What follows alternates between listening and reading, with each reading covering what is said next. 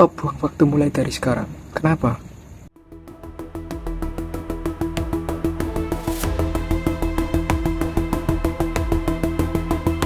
Pernah kamu bayangin gimana gambar masa depan itu?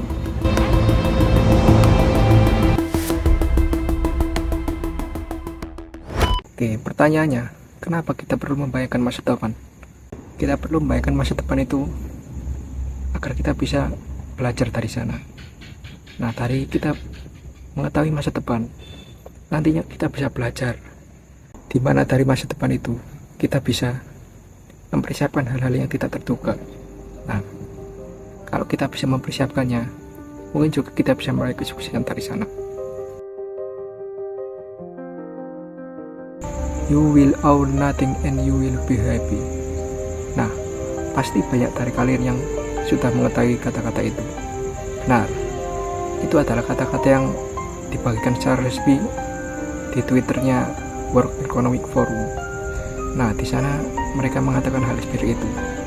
Tapi apa maksudnya? We have to prepare for a more angry world. And how to prepare. Good news, the coronavirus pandemic is in decline. Bad news, the Great Reset, where you will own nothing and be happy, is being brought about by economic policy decisions made by your government that will facilitate the advance of the most powerful interests on earth. Sebelum kita masuk ke pembahasan, ini penting karena jujur, maksud dari saya membuat video ini, yaitu saya sekedar ingin berbagi kepada kalian. Karena untuk pertama kalinya dunia tumbuh lebih cepat dari 30 sampai 20 tahun belakangan. Hari ini didasari oleh teknologi yang berkembang sangat besar. Nah, di sini alasan saya membuat channel YouTube adalah untuk sharing dan berbagi informasi. Ya, tentunya saya juga tidak mau ketinggalan oleh perkembangan teknologi. Nah, untuk kalian juga saya sarankan untuk mulai membuat video YouTube, karena di era digital sekarang ini personal branding dan produk digital sangatlah penting.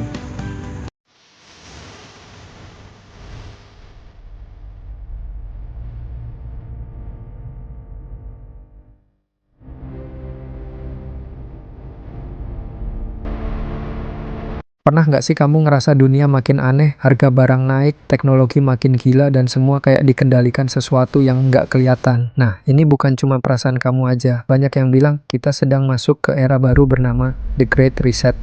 Tapi apa sih sebenarnya Great Reset itu? Apakah dunia bakal di-reset ulang kayak komputer nge-lag? Dan siapa yang ngatur semua ini? Oke, tarik napas dalam-dalam. Kita mulai dari sejarah dikit. Tahun 1944, sistem keuangan dunia diatur lewat Bretton Woods. Dolar AS dijadikan mata uang utama karena didukung emas. Tapi tahun 1971, AS tiba-tiba bilang, nggak ada lagi jaminan emas. Dunia langsung berubah. Semua mulai pakai uang kertas yang nilainya cuma berdasar kepercayaan. Fiat money.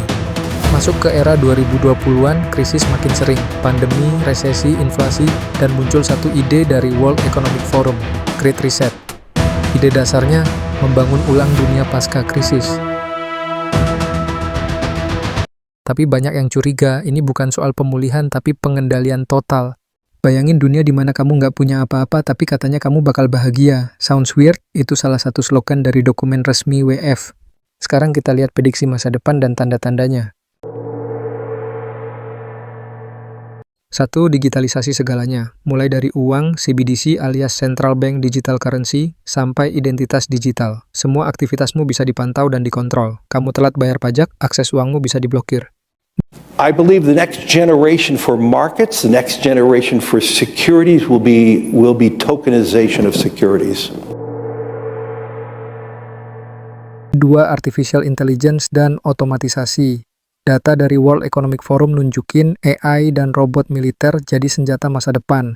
Tapi bukan cuma buat perang, AI juga bisa gantiin pekerjaan manusia. Siap-siap, karena prediksi WF bilang jutaan pekerjaan bakal hilang diganti mesin. Artificial intelligence, they will create more jobs. The problem is next 20-30 years may lose a lot of jobs, but this is short period. So we people have to learn how we can survive in the artificial intelligence period. 3. Perpindahan kekuatan dunia. Dulu Amerika pemenang perang dunia, jadi pusat kekuatan. Tapi sekarang Cina mulai ambil alih. Mereka kuasai perdagangan global, AI, bahkan mulai dominasi teknologi luar angkasa. Ngeri ya?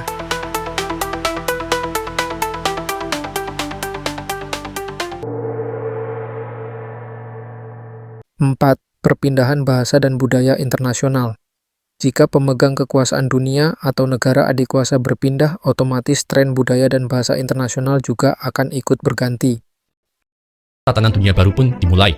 Orang akan mulai belajar bahasa baru, budaya baru, cara berpakaian baru, mindset baru, dan menggunakan mata uang atau uang baru.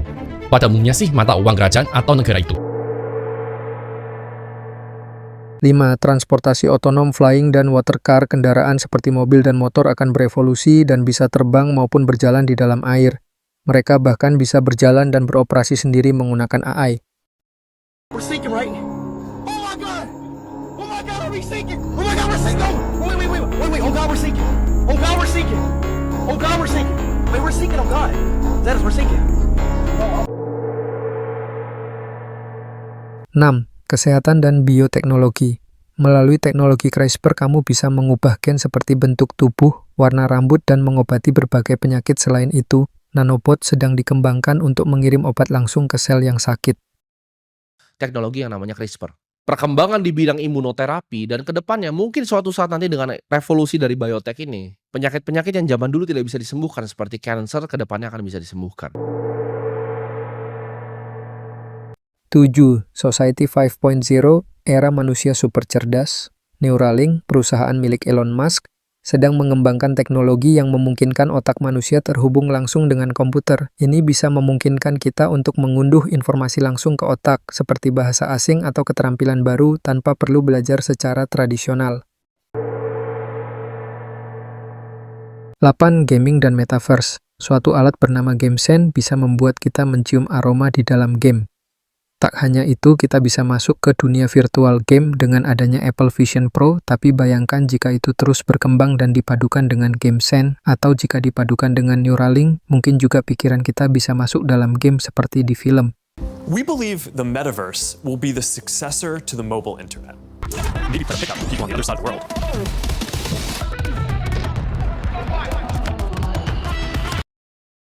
Nah, semua ini berkumpul jadi satu arah, dunia baru yang lebih terkoneksi tapi juga lebih dikontrol.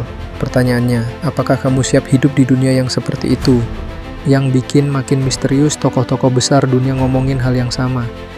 Mulai dari Klaus Schwab, pendiri WF, Elon Musk, sampai para pemimpin negara. Mereka bicara soal transisi besar, Society 5.0, bahkan era tanpa kepemilikan. Terus, apakah ini semua buruk? Enggak juga. Teknologi bisa bantu manusia. Tapi kalau kekuasaan cuma di tangan segelintir elit, kita yang kecil bisa jadi cuma pion. Karena itu penting buat kita paham arah dunia, bukan cuma ikut arus.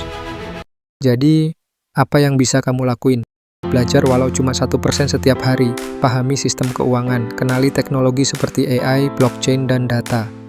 Bangun skill yang nggak gampang diganti mesin pelajari sistem, bangun produk digital, dan personal branding, lalu take action, serta mulai tingkatkan income. Yang paling penting, jangan gampang percaya narasi mainstream kita terjebak dalam pengaruh algoritma sosial media. Karena masa depan bukan ditentukan mereka yang punya kekuasaan, tapi mereka yang punya pengetahuan. Kalau kamu suka konten kayak gini, jangan lupa like dan subscribe ya, biar kamu nggak ketinggalan video tentang geopolitik, teknologi, dan masa depan. Kedepannya, channel ini akan saya jadikan juga buat ajang belajar dan menambah skill maupun wawasan.